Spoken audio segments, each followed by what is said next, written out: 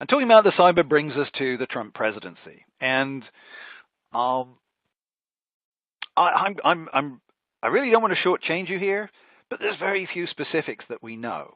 Um, he did, as candidate Trump, do a speech about cybersecurity. I think in the resource list I provided the link to the text of that. I don't think he stuck exactly to that when he spoke, but I really think it's going to depend on whom he appoints.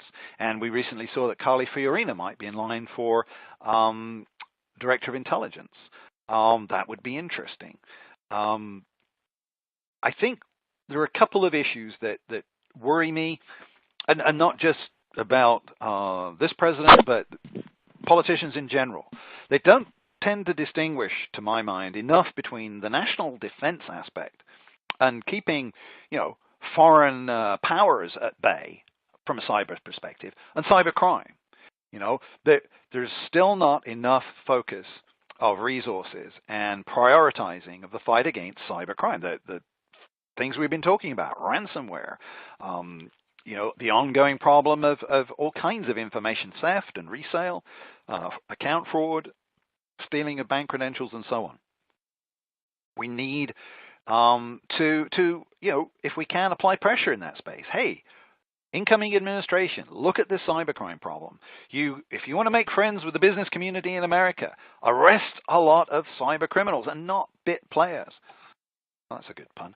Not bit players in cybercrime. You want to arrest some of the serious players. I'm a little worried about the talk about cyber aggression. This is a very difficult area to work in, and I'm not necessarily a fan of we should strike back in cyberspace.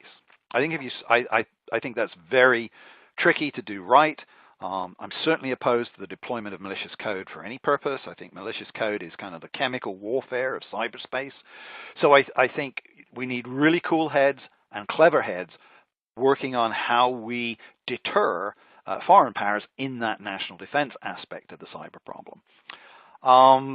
There could be a reduction, given the incoming president's talk about regulation, a reduction of regulatory risk.